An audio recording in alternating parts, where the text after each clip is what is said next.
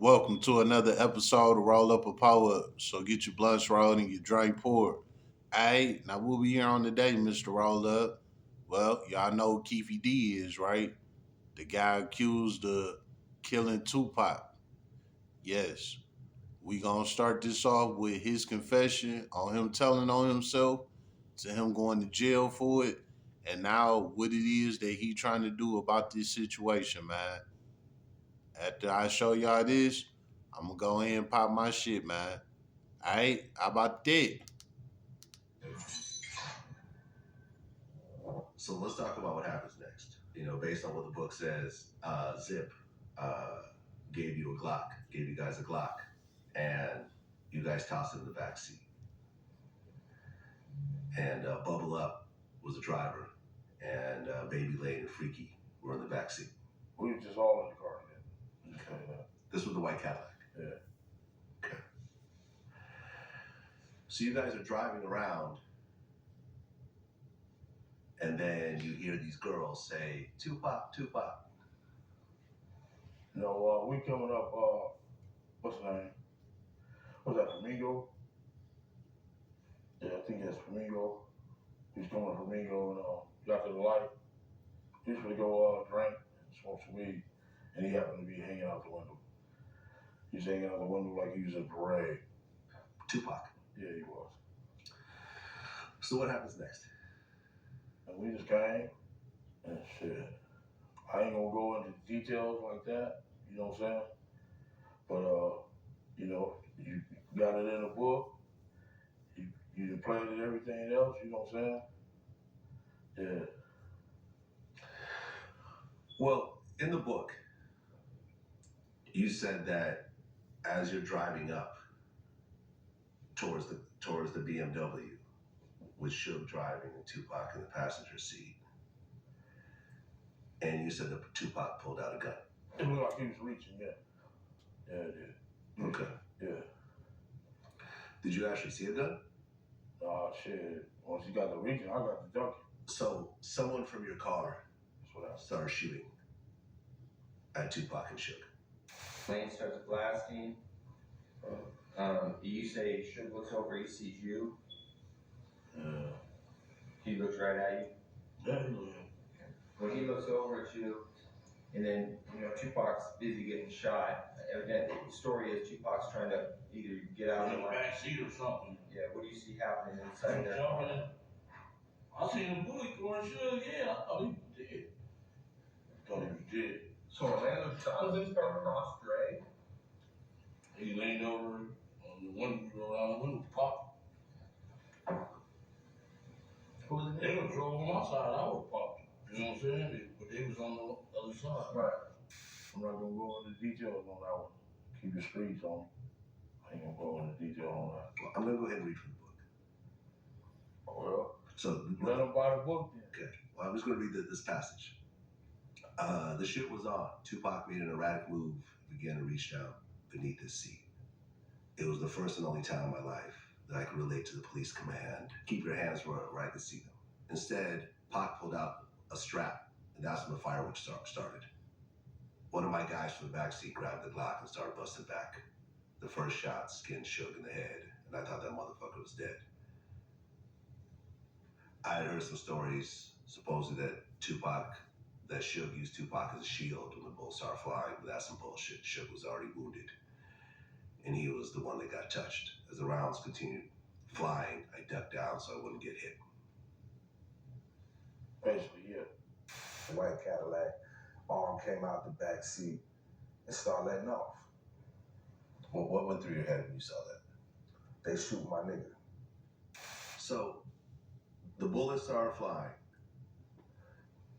Tupac and Suge's car get all shot up. Was there, and I'd heard different versions of the story, but the one version I heard was that that their entourage started shooting back. Basically, yeah. Okay. Does anyone from the death row side return fire? Yes. Okay. Can you say who that was? Yeah, he's no longer with us. His name was Buntry. One of Shiv's right-hand guy, our good friend, Alvin McDonald. he chased the car down. He also received one gunshot to his vehicle. His car was shot. He had a black Toyota Supra, and him and another guy returned shots at that car. Yeah, they saying they left their guns at home, bro. They started shooting back. And some chicks was in the sea breeze started following, a white sea breeze, red top sea breeze. Why were the girls following you guys? I don't know. Okay. That's crazy. But I guess their window got shot out. Front windshield, yeah. Yeah. And they stopped following you at that point. Exactly. I've talked to a couple people that were there about the situation, and from what they told me was that, you know, you guys came up, you know, the car that you were in came up behind Tupac's car. You guys didn't, the cars were not facing each other. No, they weren't facing each other. They were not facing each other. Gun right. You guys got up parallel to them, behind them. And, you know, when you look side at by side. Side by side. So how would you even see Tupac reach for anything if you're driving behind him? We weren't driving behind. They didn't be side by side at the light. Oh, okay. You guys were already side by side. Yeah. All right. So y'all heard that, right? Okay. So let's start here, man. Let's start with this, right? Okay. So back in the day when the situation happened, right?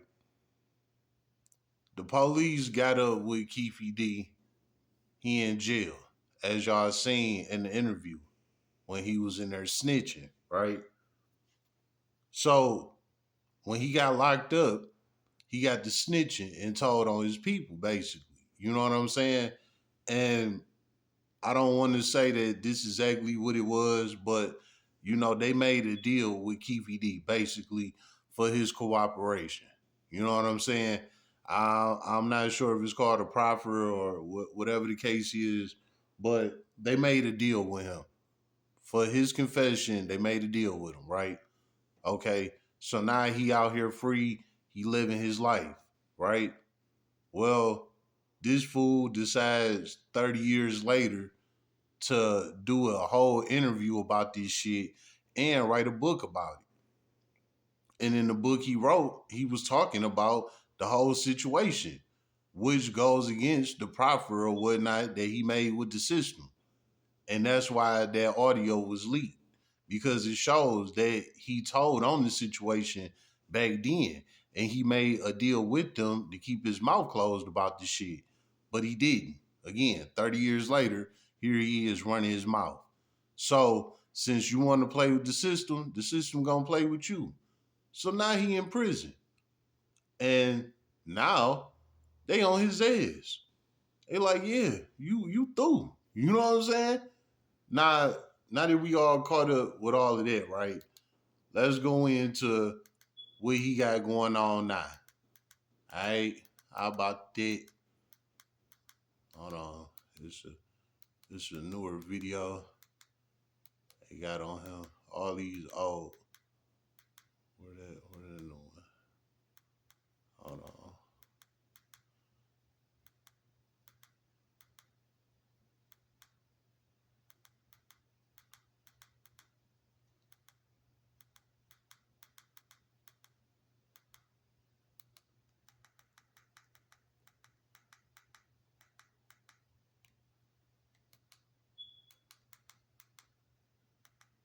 Where the fuck is this shit at?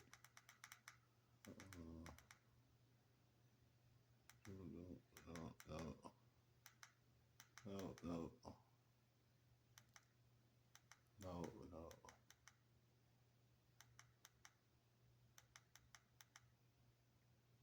Damn, this some bullshit. What the fuck he get? Hold on. He can be in court. Let's see. It's an update on this guy. I want y'all to see.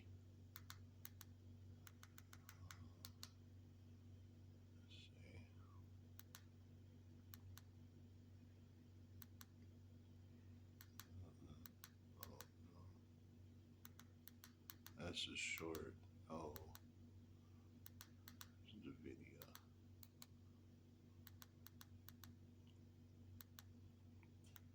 Okay, here we go. All right, now y'all ready? My bad for the delay, but let's get it. Grand Canyon University offered nearly $161 million in institutional scholarships to online students. He thinks that he is scot free, that he has immunity from everything. He decides to write a book. And in his book, he talks about his career as head of the Crips gang, but he also talks about his role in Tupac's murder.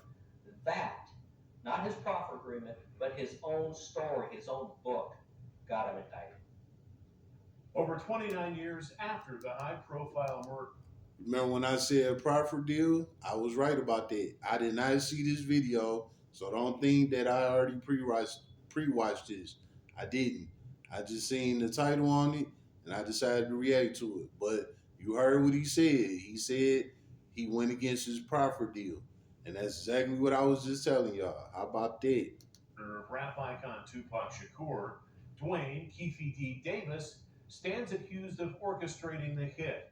Davis confessed to his alleged involvement in 2009, but it was under a so-called proffer agreement, which protects suspects from criminal prosecution. However, investigators say Davis stepped outside that agreement by confessing to the crime in interviews and in his memoirs called Compton Street Legend. Good evening. Thank you for joining us. I'm Steve Wolford. Now, attorneys for Davis are contesting evidence collected by police during what they call an unlawful search of his home 2 years ago. News 3's George Acosta has been going through the newly filed court documents and joins us now in studio with more. George. Yes, Steve, within this nearly 30-page long court filing, Dwayne Keefe D. Davis and his attorneys are challenging the validity of a July 2023 search warrant of Davis's home, citing several reasons as to why they believe evidence obtained from that search should be suppressed and not used in the trial connecting Davis to the 1996 killing of Tupac Shakur. That search warrant contained a nighttime clause, which is curious. You've got a case that's nearly 30 years old, yet you have this 24-hour nighttime search, this 24-hour authorization. Davis's attorneys who spoke with media outlets back in August say the motion to dismiss evidence was just one of several filings they planned to execute at the time. Anytime you have a cold case, obviously there's concerns. There's degradation of evidence, loss of witness testimony. We anticipate challenging this case on those grounds as well. Now, within the newly filed motion submitted Monday, Davis's legal counsel highlights what they claim to be insufficient reasonings as to why a nighttime search warrant of Davis's home was needed and evidently executed after nearly 3 decades had passed since the September 1996 killing of Shakur. In all, Davis's attorneys seek to suppress the evidence found. Everything. We understand that there was rounds of ammunition found, which is our position, have nothing to do with this case whatsoever. There was a great deal of documents that were taken. They further argued the search warrant was based on flawed claims, using statements previously issued by Davis as evidence, citing what his attorneys claimed to be contradicting evidence of Davis's statements claiming he had been in the front passenger seat of the vehicle from which Shakur had been shot. The statements that he made will be addressed. The context in which those statements were made will be addressed. In the meantime, Davis's attorneys are asking for a judge to either suppress the evidence or for that judge to hold an evidentiary hearing challenging the affidavit. At the end of the day, it's results. And that's what we're seeking, obviously, results that are beneficial to our client. We anticipate giving him the very best defense available and that we can provide. Now, a hearing for that motion to suppress the evidence is scheduled for January 6th. Now, that is all followed by a jury trial, which is scheduled to begin in August. But for now, reporting in studio, George Acosta, News 3. All right, thank you, George. In September, Davis was sentenced to 16 to 40 months in prison on separate charges. Authorities say while he was being escorted to his unit at the Clark County Detention Center last December, Davis got into a fight with another inmate. All right, blah, blah, blah, right? Now, what you got to say about this, Mr. Roll Up? Well, let's go back to the top when the situation happened. So let's jump in that time capsule, y'all. Let's go back to 1996. Nah, when we go all the way back to 96, when this situation happened, right? Okay, he is admitting that he was there when the situation happened. Because, of course, they came for him, locked his ass up. As y'all seen in the interview, he got locked up and he got to running his mouth because they told him, hey, if you don't tell us what the fuck happened, your ass about to spend the rest of your life in prison. You know what I'm saying? So he went ahead and he coughed that shit up. Basically, he made a deal with them to get him off the hook. And the deal was this proffer.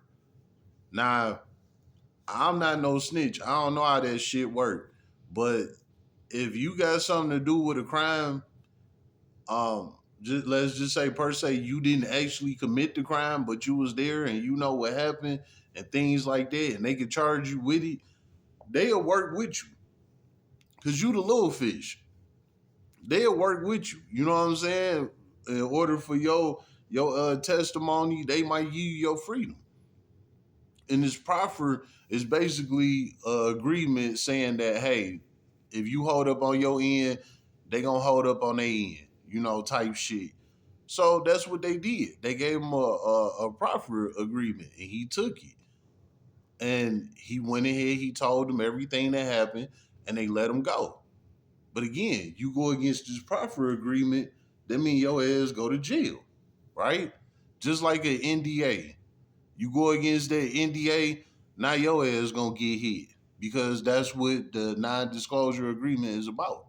Same thing with a proffer deal when you make this agreement with the Department of Justice. You know what I'm saying? So anyway, he went against the proffer deal damn near 30 years later. You know, he he called himself feeling good. He beat the case. It's been over with for so long. He untouchable now. Fuck it. I done live my life. I could talk my shit now. You know, he see how the internet going, social media running everything. So now he decide that he want to pop out and talk his shit. Like people really care that he was involved with Tupac murder. Don't nobody give a fuck. You know what I'm saying? That shit been came and went. Don't nobody care. But he trying to buzz and go viral. So he went ahead. He opened his mouth. He wrote a whole book about this shit before he even did the interview. He wrote a whole book about it, talking about the shit. And that's what scored him these interviews. And he get on the interview, chin up, like he on that tip and all that shit, and get his ass smoked. You know what I'm saying? They like, oh, straight up, you want to go against the proper deal that we made with you about this situation? Come on here then. You want to admit to what you did? Come on here then. We got you. And that's exactly what the fuck is going on right now. So now he trying to scramble and do whatever he can and try and get out this shit. Nah, you fucked up. You went against that agreement, man. You fucked up. You was there, you was in on it, you had something to do with it. And they gave you a whole exchange to keep your mouth closed. You keep your mouth closed, you can have your freedom. And you didn't. You wanted some clout off the internet. Now look at your ass. And that goddamn blue jumpsuit with them big ass that big ass chain wrapped around your damn body and handcuffs on your arms and shackles on your feet. This is what you got to deal with for the remainder years of your life, all because you wanted to be a social media algorithm influencer, a viral person, whatever the fuck you want to call it. You did this shit for the net, and now your ass about to spend the rest of your life in prison, man. This is what happened when you go against the system. You know what I'm saying? Your ass was better off keeping your mouth closed and living out the rest of your life. But you fucked up because you wanted to go viral for a situation that happened 30 years ago that don't nobody of today's time care about. Honestly, don't nobody care, period. Today's time, yesterday's time, no time. Don't nobody care. Don't nobody give a fuck. Yeah, everybody was hurt, but guess what, man? Life moves on. Everybody got their own shit going on. Don't nobody care, man. you know, and here you go popping out the cut, trying to get some views and likes. And that shit got your ass handcuffs in a fucking jail cell, man. Stupid shit. Now you trying to get shit suppressed. Nigga, it's over with. It ain't no getting nothing suppressed, nothing thrown out, nothing, nothing, nothing. All that's about to be said and done is when you go to trial, your ass is about to get found guilty and you about to spend the rest of your life in prison. That's all the fuck that's about to go on, Keefe D. How about that? Spend another episode to roll up a power up. So get your blunts rolled and your drink poured.